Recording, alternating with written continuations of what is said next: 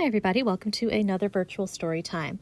Today we'll be reading 'Twas the Night Before Christmas, A Visit from St. Nicholas, written by Clement C. Moore and illustrated by Jessie Wilcox Smith.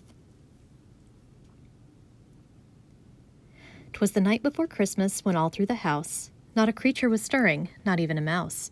The stockings were hung by the chimney with care, in hopes that St. Nicholas soon would be there. The children were nestled all snug in their beds, while visions of sugar plums danced in their heads, and Mom in her kerchief and I in my cap had just settled our brains for a long winter's nap. When out on the lawn there arose such a clatter, I sprang from the bed to see what was the matter.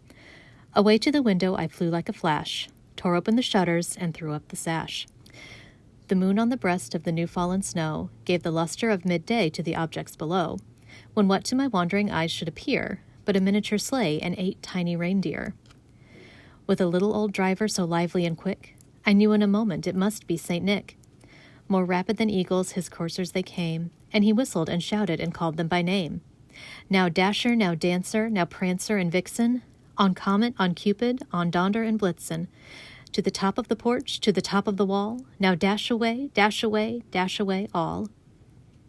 As dry leaves that before the wild hurricane fly, when they meet with an obstacle mount to the sky, so up to the housetop the coursers they flew, with the sleigh full of toys, and St. Nicholas too. And then in a twinkling I heard on the roof the prancing and pawing of each little hoof. As I drew in my head and was turning around, down the chimney St. Nicholas came with a bound. He was dressed all in fur from his head to his foot, and his clothes were all tarnished with ashes and soot. A bundle of toys he had flung on his back, and he looked like a peddler just opening his pack. His eyes, how they twinkled, his dimples, how merry. His cheeks were like roses, his nose like a cherry. His droll little mouth was drawn up like a bow, and the beard of his chin was as white as the snow. The stump of a pipe he held tight in his teeth, and the smoke it encircled his head like a wreath.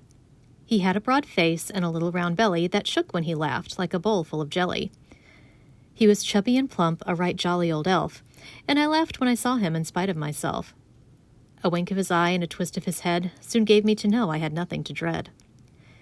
He spoke not a word but went straight to his work, and filled all the stockings, then turned with a jerk, and laying his finger aside of his nose, and giving a nod, up the chimney he rose. He sprang to his sleigh, to his team gave a whistle, and away they all flew like the down of a thistle. But I heard him exclaim, ere he drove out of sight, "Happy Christmas to all, and to all a good night." Now that we know what happened the night before Christmas, what happened the night after Christmas? 'Twas the night after Christmas, and all through the house not a creature was stirring excepting a mouse. The stockings were flung in haste over the chair, for hopes of St. Nicholas were no longer there. The children were restlessly tossing in bed, for the pie and the candy were heavy as lead, while Mamma in her kerchief and I in my gown had just made up our minds that we would not lie down. When out on the lawn there arose such a clatter, I sprang from my chair to see what was the matter.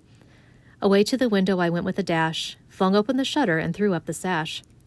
The moon on the breast of the new-fallen snow gave the luster of noonday to objects below, when what to my long, anxious eyes should appear but a horse and a sleigh, both old-fashioned and queer.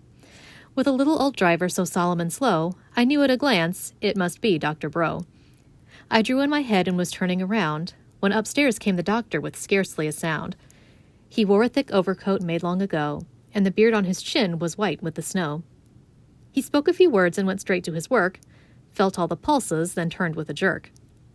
And laying his finger aside of his nose, with a nod of his head to the chimney he goes. "A spoonful of oil, ma'am, if you have it handy. No nuts and no raisins, no pies and no candy. These tender young stomachs cannot well digest all the sweets that they got. Toys and books are the best. But I know my advice will not find many friends, for the custom of Christmas the other way tends.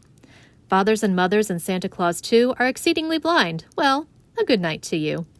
And I heard him exclaim as he drove out of sight, "These feastings and candies make doctors' bills right." Thank you for joining us for this month's virtual story time, and we will see you next time.